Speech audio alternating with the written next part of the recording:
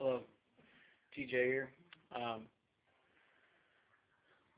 Starting to build a cage or terrarium for some bearded dragons. This will be my first time ever owning or raising or taking care of bearded dragons. I've never had any before. Had leopard or not leopard geckos, but green anoles when I was younger and everything, and I really got fascinated not too long ago with the bearded dragons.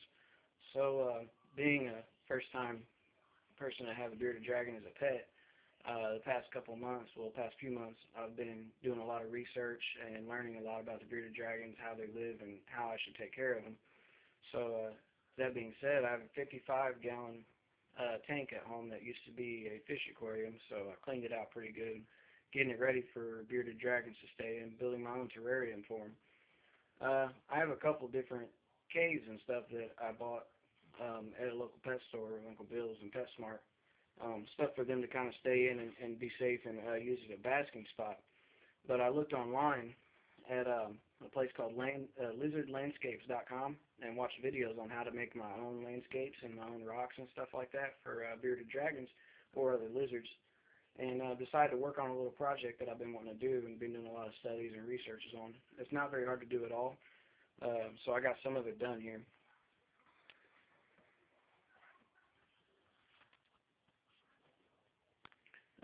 This here, what I did was I took some styrofoam and I cut it up in different shapes. Of course, I measured out the size of my 55-gallon tank on the inside of the glass. That way I can make sure that all these structures fit inside the tank comfortably, but there's still room for the dragons to crawl around inside there. Basically, I have a hut already that has a cave on it and a basking spot at the top that's pretty flat. And what I did was built this so that I can fit that other hut on top of there. Those of you aware of the 55-gallon tanks are very deep, some of them. So the other hut should sit about this high up, which will leave about 6 or 5 inches from the top of the 55-gallon tank. And what I did was made this top here wide enough with a little bit of a groove around the edge. That way I can set the other cave up on top of there, and my beardies can kind of crawl up this staircase here that I made and get to that.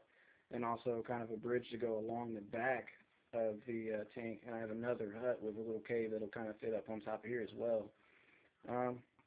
It was real easy to do. Basically, I just took some styrofoam.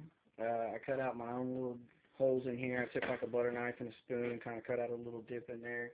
It doesn't go very deep in there. That way, maybe the food can hide in there, crickets, mice, whatever it may be, and give a little bit of a challenge for them to kind of be in more of a natural environment, make them more comfortable, and make them have a little bit of hiding spots. This here kind of goes all the way through there.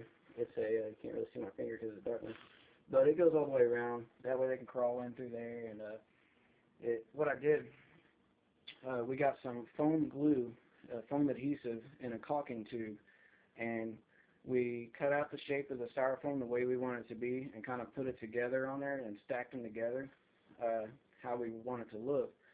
And we took that foam glue, obviously, and glued the styrofoam together. I also used wooden toothpicks to hold the styrofoam, even make it even more sturdy. That way the glue would have an extra kind of force holding it together and give the time for the glue to dry. And then we got some sanded grout. Mixed up the really thin layer of sanded grout last night and put the first layer on. The thin layer goes on really good. It helps to get down in the crevices real well and fill in the gaps really good. So that being a little bit liquidy kind of made it where, and the little holes in the styrofoam were really easy to fill while it was watery. So I let that first layer dry overnight last night. This actually comes out a lot lighter than what it was. And today when I got home from work, I looked at it again, and it looked really good. And it was about ready for the second layer. You could almost see some of the white of the styrofoam through the first layer.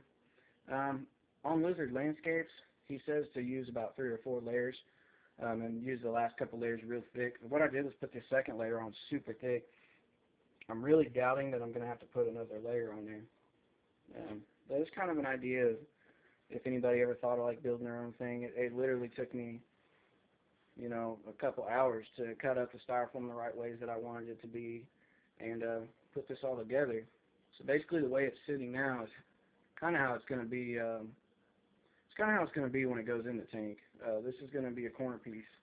Basically this was just some solid cubes of styrofoam that I stuck together. It was originally one piece, and I cut it in half and kind of glued them together.